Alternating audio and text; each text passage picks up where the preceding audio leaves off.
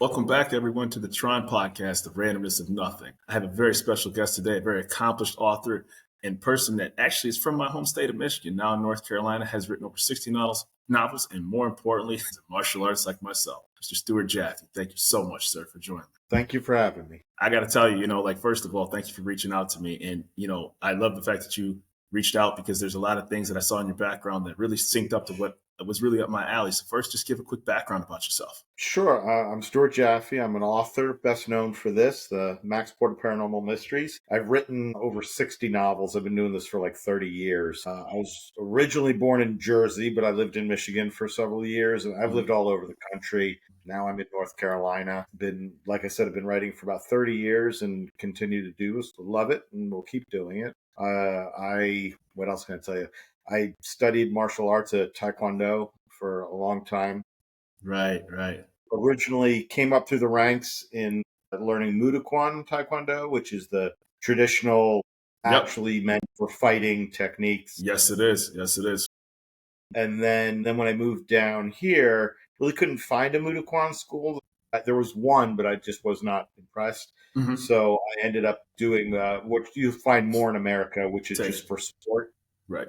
And I did that for many years. And we actually went and competed in Korea, and it was amazing. A really cool experience. Yeah. But then I had a knee injury, and my surgeon basically said, "I said, can I get back to doing Taekwondo?" And he said, "Sure, but I'll see you in 5 years to replace your entire knee." And that kind of stopped me. Yeah, that's a bit of a humble pie. I had a microfracture surgery on my knee about 5 years ago, and so you don't realize when the bone starts actually rubbing on the knee, and you're like, oh, it's only like a less than a dime size. I'll tell you one thing, man, It felt like the Grand Canyon on your knee because that pain, and oh my gosh, it was ridiculous how painful it was. And knee injuries obviously are common because you're constantly exploding, making quick movements and things like that, and you find out real quick that age and wear and tear really takes a toll on you when it comes to that. And some of them, like Taekwondo, you're familiar with this, I'm sure, sure. Called a hard martial art because it's very impact. Our blocks are actually attacks. Yes. As opposed to some of the more fluid. Yeah. I wanted to replace it with a softer fluid thing like Kung Fu. Yeah. But it's so much of that you have to get so low to the ground, and that requires bending your knees and I just, those days are behind me. I was a young man back then. Yeah, it's tough to let it go. I have a black belt in Tong Sudo, so obviously we have, for lack of better terms, pretty much the same style that we've come from because they're just from the same tree. So I know I could go down the wormhole of martial arts all day with you, and I practice a couple other different styles, but it's always nice to have those conversations with people. Sure. So Max Porter, first of all, how did you actually get into writing? What inspired you? And I saw that it's in Winston-Salem. It's about a 1940 where it's a ghost that took over. It's a ghost series. So can you get a little more detailed into that? So I started writing. I'd always dabbled in writing, and I just love telling stories. And my undergrad degree is in theater and directing theater, and so I started writing plays, and that got me writing. Nice. And I would write short stories and things like that. But then coming out of, I guess I was right out of college, I just wanted to see if I could write a novel, and I knew I could. I knew from my previous writing experience that I could commit to writing at least one page in a day, minimum. That's not that hard. I could do that back then it would take me maybe an hour to do that. And that's just not that much. Now I could do a page in a few minutes, but back then I didn't know what I was doing. So I gave myself, I said, just, and maybe, sometimes that one page would take me 2 or 3 hours. I didn't know what I was doing. Right. But I figured if I just did it once a day for a year, that would be 365 days. That seemed to me like the length of a novel, and maybe it would make sense and maybe it wouldn't. And so I did, and I completed that. And I mean, it was a horrible mess of a novel, but I did it. And once you've climbed that mountain, you realize, oh, I can do this. And now there are plenty of people who finish their novel and they're like, okay, I did it. I'm moving on to something else. I never want to do that again. Yeah. And then there are those of us who get bit by the bug and we're like, ooh, I could do it better now. Now I know. Now I want to try this. Now I want to try that. And so one thing led to another, and this is my career. As far as Max Porter goes, I've been. We moved. My wife and I my son too. We moved down here to Winston-Salem. At the time, my wife was doing her master's at Wake Forest University. So I was looking for something, a new thing to write. And ended up spending a lot of time in the university library because I would go to wait from, I had to kill time while I was waiting for my wife Exactly. Yeah. to pick her up or whatever was going on. So one day I'm in the library and I don't really remember how I ended up in this particular section of the library or how it all came about, but I'm looking through this book on history of the area because I knew nothing about where I was living. So I was kind of curious. And I fell into this little nugget of information that started the whole thing, which was that I Beautiful. found out that during World War II, the soldiers, the US soldiers were, these are a bunch of young guys. Cigarettes being mass produced was a relatively speaking a newer thing, or at least becoming more popular. And part of what made Correct. it so popular was they were easily transported. It's not like you had Exactly. to have a pipe and Yep. and all this stuff. You could just pick And one up and and you're throw it in in your North mouth. Carolina too, which is Tobacco Road too. Right, Right. right. So you have all these soldiers over in England waiting for D-Day, and even after, throughout the whole war, they're just smoking and smoking and smoking because they're freaking out. And the president comes to R.J. Reynolds and says to him, "Look, we need more cigarettes. We don't have enough." And he's like, "Well, I could move. I mean, my factories could go 24/7, but I just don't have the manpower." So the U.S. brought in German POWs, and we set up little mini German POW prison camps all throughout the state. There were like 20 some of them. Each one would only have like a dozen to 18, 19 Really? POWs in it, and they would bust them into Winston Salem at night, have them work through the night, and get them out before anybody woke up. Wow. And I knew, I think most people know something about World War II, and I'd read stuff about the Of actual course. battles and all this. Never heard anything about German POWs on U.S. soil. Didn't hear about that. Didn't hear And about I was that. like, "There's a story here," and that's kind of how it all began because essentially, well, so that was this historical thing, and I Mhm. started thinking, oh, I can put a mystery into that. Nice. And it's Nice. just the nature of my everything I write has always ended up getting either science fictiony or Mhm. fantasy driven. And so I wasn't that shocked when a ghost popped up. And so the whole series is about how this husband and wife moved down to Winston-Salem Mhm. and they discover his office is haunted by this ghost of a 90s detective, Beautiful. and Beautiful. together they started detective agency, a paranormal investigation agency. And I take real history, every book in the series, there's like 19 now, every Yeah. single one. I take real history of the area, of the whole, That a is huge dope. section of the state, what we call the triad, Yeah. and I mix it with witches and ghosts and curses and magic, and it's a You know, it's lot Woody Harrelson, True Detective, the first season.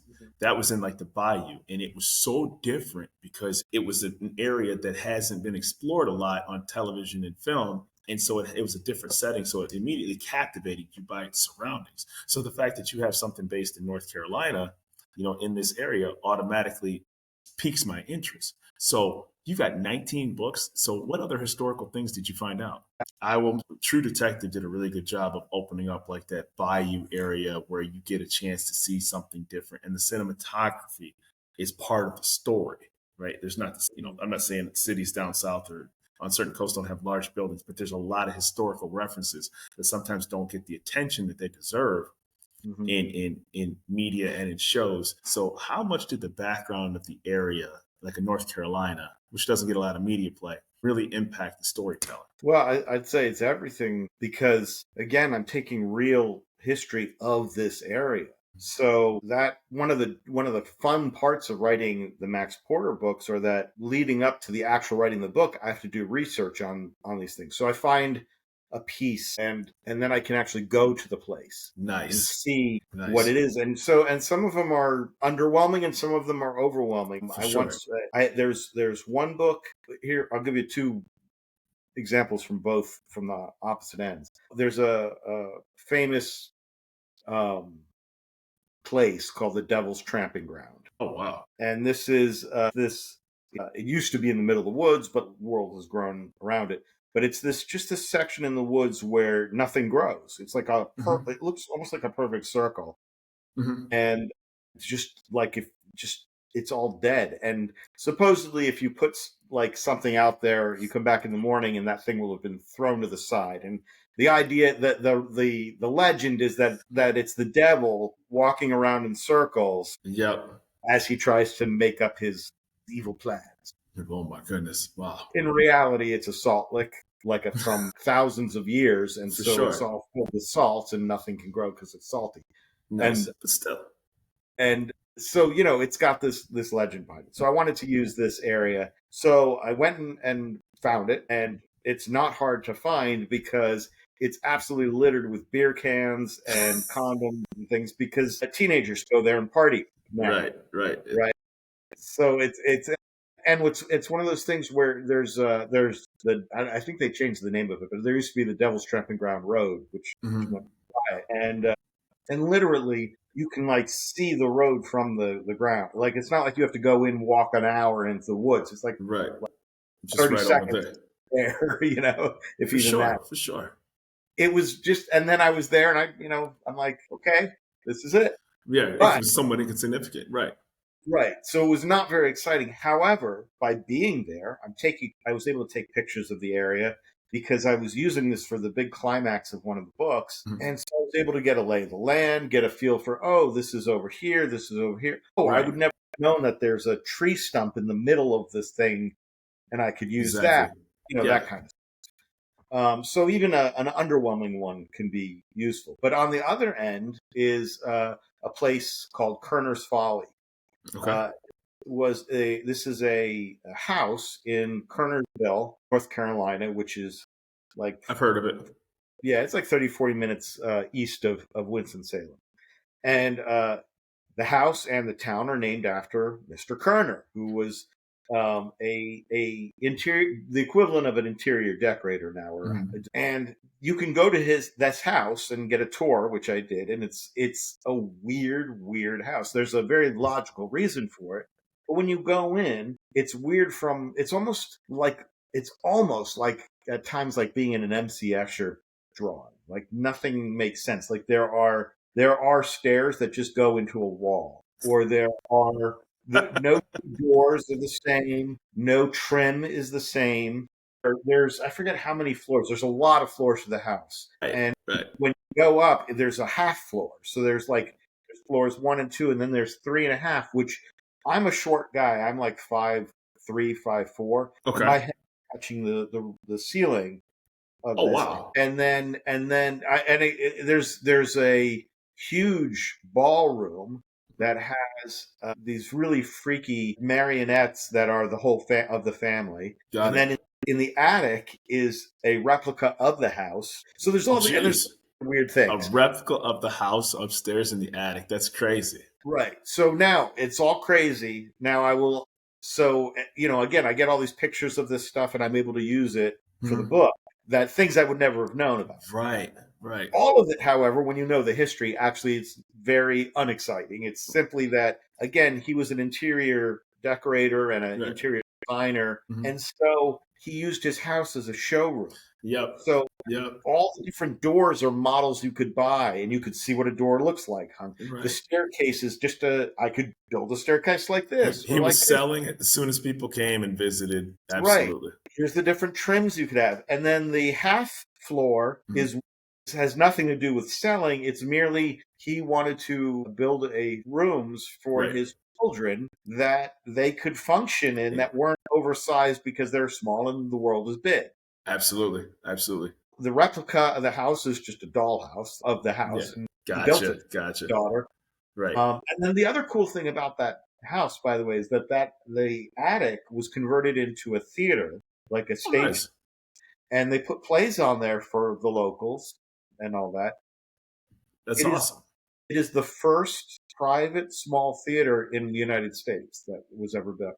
And see, those are the things that you don't hear about, right? Until you actually research and visit and look things up and actually, I mean, you know, Right. there's a beauty in being a person that actually visits a place that a place like that actually exists because you're not going to know that information. You know, Wikipedia is a great tool, but there's no substitute for this being down around the corner from where you live. Sure. Right. Right. And again, you get all these textures that you can use in your book. The smells and sounds of the Right. room. Right. And especially a house like that, there's you come into the. It's been many years since I've been there. I think you come up the stairs into the attic, and then behind the stage, there's like not secret, but it's kind of like a hidden staircase, very narrow. Like it was clearly not built there originally to Right. go back down because they had to fit a whole theater in there, so they put the dressing rooms downstairs. Right.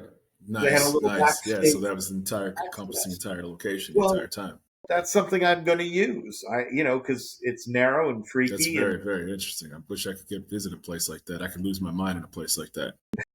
Did I get locked out again? I think we're back. Okay, we're good. Yeah, and so you know, just in my mind right now, what I'm picturing out is like you got these plays and you got a replica of this house. And I haven't read your books yet, but in my mind, I'm picturing like a murder at a play or a murder in a house that has those steps like that, or some sort of, Absolutely something that's happened. right, something took. With that house, I've completely forgot about this because this is like the second or third book that uses this location. The day I went there to look at it, they had just that week, they had just been officially the North Carolina Paranormal Society had officially said that that attic was haunted. Right, right, right. Yeah, So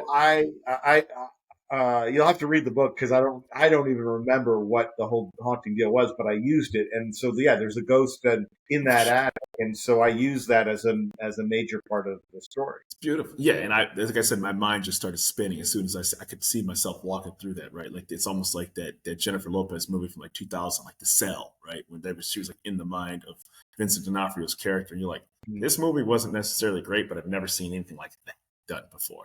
Right. Yeah. Oh yeah. Strange murders are a great thing. Strange crimes. Yeah. One of the books deals with. There was a right after the end of the Civil War. Mm. There was train full of gold that was going from one part of North Carolina to another that was, being shipped to be transported for the army or whatever. Right. And the train never arrived and Nope. they eventually, it found it, but it was empty. There's still people to this day who will take metal detectors and go up and down that section of the line looking for, lost trinkets of gold that may have gotten stolen. For But no sure. one knows what happened to it all. Like it's never been found That's ever. insane. I mean, you don't So know. anything like that kind of Right. history. Where, oh yeah, this has happened, but here's this gap where we don't know what happened. That's the perfect thing I can find because then I can fill in that gap with whatever With I your own want. imagination. The crazy part is people sometimes have to think relatively. Like we're a country of what 325 million people, but like a large swath of this country doesn't have people who live in it. Right? It's a huge, like it's a massive country. Right? So people are like, oh, I live in a crowded city. I don't live in a crowded city. Whether you do, whether you don't.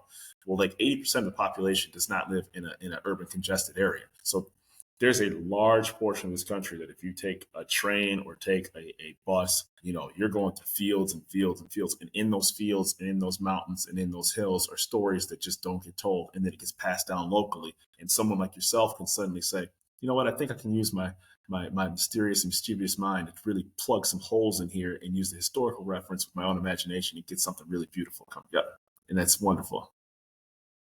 Yeah, wherever you live, whoever's listening to this, wherever you live, there are endless stories.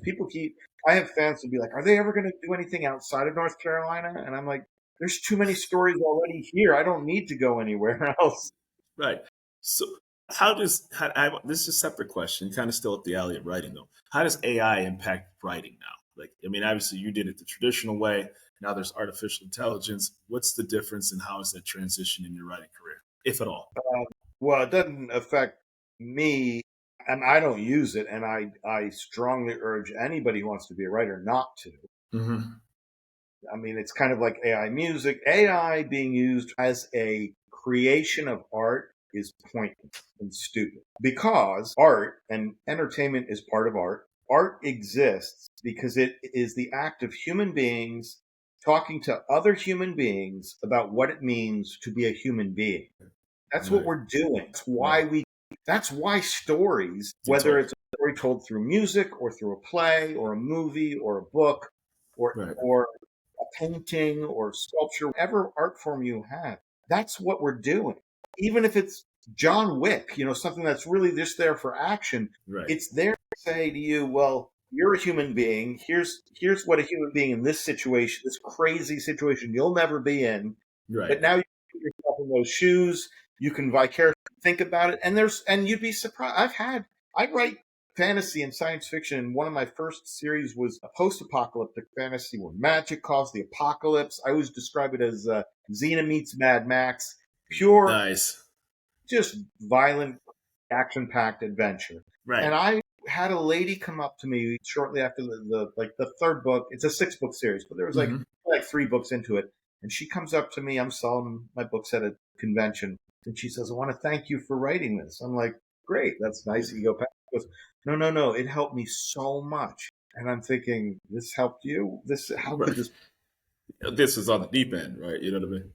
Was she said this last year I was a really really hard time in my life, and there was really hard to sometimes just to get out of bed and get going, and Uh, but whenever I thought about this book, the main character of the book, her name is Malia, and she would yeah, say Malia's life was so much worse than mine, and she was able to still go do for sure, for and sure. keep fighting. So that Yeah, gave me the beautiful. strength That's to do it. wonderful. So, I mean, yeah, and that's a nice big ego boost. But for the point of this is that that's what I mean is even when you think what you're writing is just entertainment, it still has the power to move people and change them because it's humans talking to humans about being humans. And you couldn't have that connection if you just let an AI chat box create that for you. You No, wouldn't. No, not at I all. will come up with a good approximation, but it is not designed to do this, and Mm, we're asking it to do it.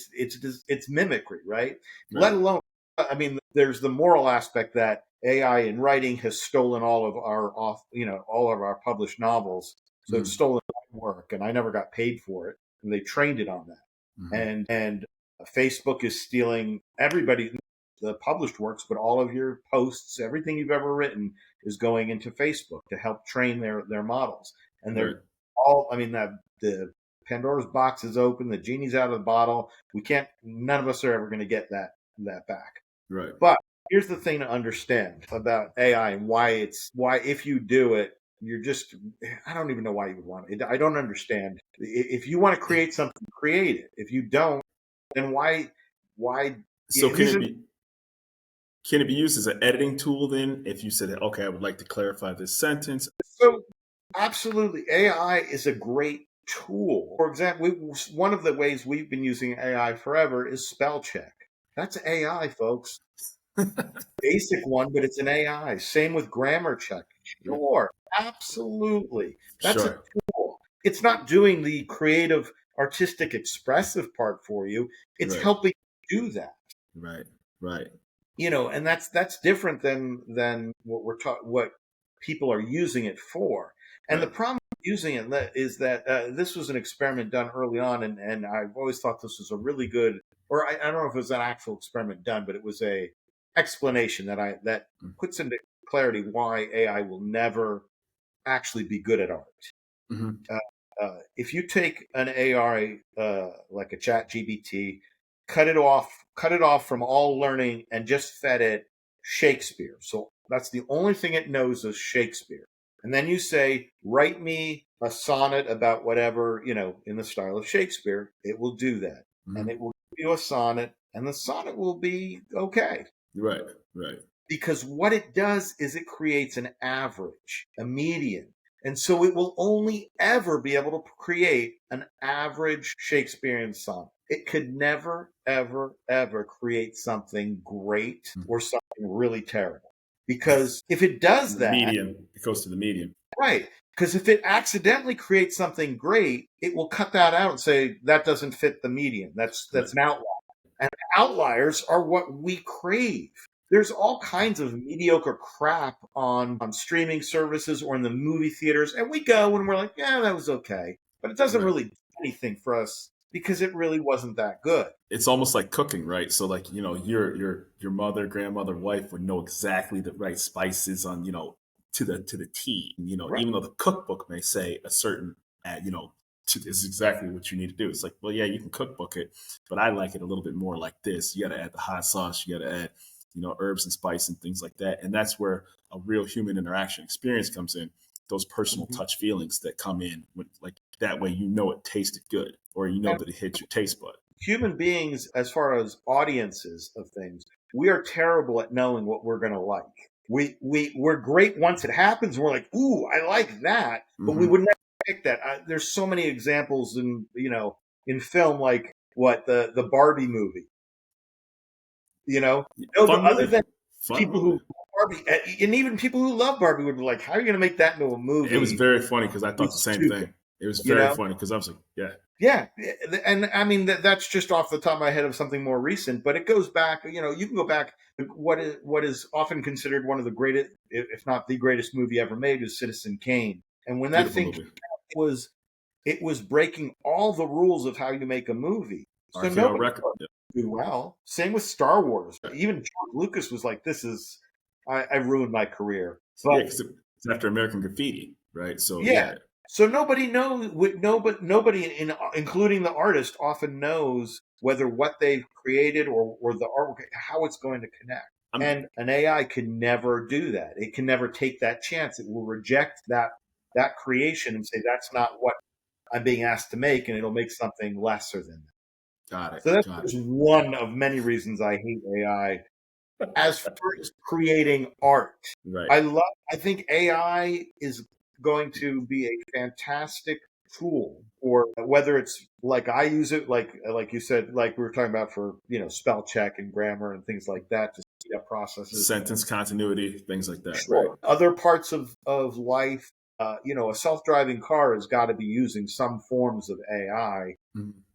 There's all kinds of things like that once we get those things better and better perfected, they will be really useful. Whether we like it or not, AI will eventually be able to write or create a video or music in such a way that it's impossible to tell the difference. It's getting there. I mean, there are times when it is hard to tell the difference now, but Questionably, without doubt. I ultimately, because obviously I've been on this conversation about AI No, many it's all times. good. Yeah, that's why I asked. I've never had your perspective. That's fine. No, I don't mean that as a criticism. I just mean it's helps. That's why it's not like I'm just ripping off the top of my head. I've had Yeah, this yeah. debate with people, and in my opinion, when AI gets to the point that, let's say, it replaces me as a writer, like nobody, and there you just don't need a person anymore. There's still, you're only getting the average, but for whatever reason, people are like fine with that. That's all I need for my reading entertainment. Then writing will break. Well, art will just break off into doing something else. Of course, of course it will. You're not going to stop what art is. Remember that definition I said: people writing Hmm. for people, about people, or creating art for people. So I use the idea of chainsaw sculptures. Somebody takes chainsaw and makes some sculpture out of wood live. Right, right, That is something a computer can't do. right, right. We're paying to watch a human being do That that. is right. That is very true. That is very So true. That is very true. might become the greatest art form in the world because that's something unique to a human being. Same with like stand-up comedy right now. I can't imagine The paying. authentic experience. Yeah, I can't imagine paying, and I'm sure you could get a robot to stand up there and tell jokes, but No I mean, substitute. not going to be interesting. So there's going to be art forms that AI displaces me or illustrators or musicians in some way, The personal touches. but the ones who want to continue like making music, it'll be live performances that Hmm. and I think just human beings will go find some other thing. If Right. we can no longer express ourselves to each other through writing, we'll find something else to do it. And whether that's chainsaw sculptures or something I've never even thought of, Right. Will that'll be happen.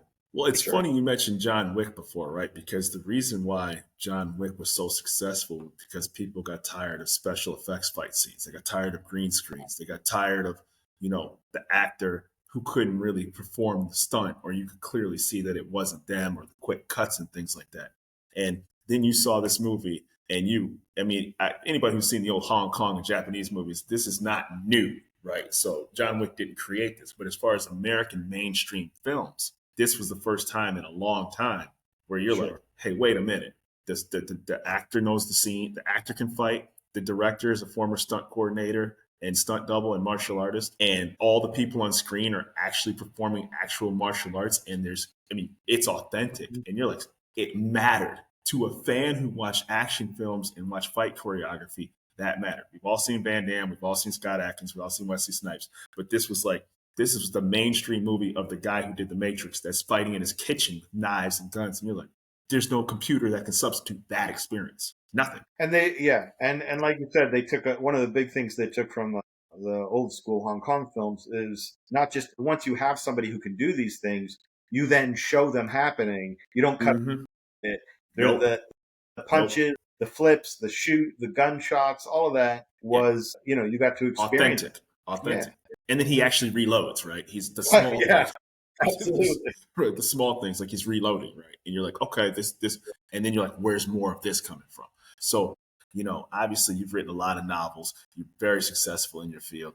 I got to ask this. Is this a TV show? Has anything been made into shows, movies, TV movies? Not yet. This thing, Max Porter, going back, I think it was 2017, 2018, I signed a contract with a producer, and he spent 2 years giving me money so he could go try and make it into a TV show or a movie. Yeah. Getting anything actually made is really, really, really hard. I can only imagine.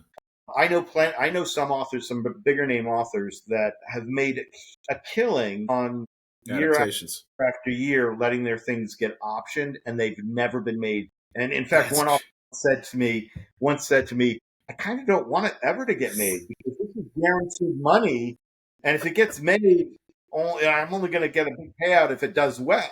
Right, like the writer of Forrest Gump, right? Who didn't make a dime off that sometimes movie. You get screwed out of it too. Right. So this wasn't a huge amount, but I got paid several grand a year for a couple of years while they tried. But it was a fascinating window into just how hard it is to make, and because there were a lot of recognizable names that got at one time or another attached to the project, and we pitched. We got interest from this studio or that studio, and then it would go through a process, and then it would not happen. And then, and eventually they're like, well, we tried for 2 years, but we got to move on to some other project and find something that works. Of course. No doubt. That's awesome though. So these things do happen, and hopefully someday I'd love to see some of this made, but at the moment there's nothing. Well, I guess if there's a plus sign to that, is that because there's so many streaming services out there and availability that it's grown exponentially, maybe those opportunities open up because there's dozens of them right there, and they're always looking for content now. Absolutely. You know what I mean? And you have a very good fan base. So I'm pumped that you reached out to me. I could talk, sci-fi, mysteries, and martial arts and go down the wormhole forever, but I value your time so much. I'd love to have a follow-up with you. And I look forward to also getting a copy of the book as well, too, and a book of some of the series of the books as well, too. Where can people find Stuart Jaffe? This will shock you, but stuartjaffe.com. Everything, links to everything. My stuff is available on Amazon and Apple, everywhere. Right. It's in ebook, print, hardcover, or paperback, hardcover, and almost, I'd say 99% of my stuff is on audiobook as well. Eventually, it will all. So, however you like to read a story, I'm trying to get it to you. And And for you particularly, I know we've been talking Max Porter because that's my best-selling stuff, but you would love my Nathan K series because my pitch for that usually when I'm hand selling is it's John Wick with immortality. Oh my gosh, yes, I'm gonna Nathan K, K-A-Y. Just the letter K. That's all you had to tell me. That's all you had to tell me because it's funny because the director of John Wick's doing Highlander, right? So you're like, this is how could you beat that? You have my attention. I'm going to make a note to myself about Nathan K. Make sure I look that right up because, again, as soon as you said science fiction, martial arts, and mysteries, it's like, yeah, me and him are going to have a very great conversation. And I really appreciate your time for that. And like I said, I hope you continue success. And I'm very honored that you carved out some time for my podcast. Oh, well, thank you very much for having me. Appreciate you. You have a wonderful day. You too. That was a lot of fun, Mr. Stuart Jaffe.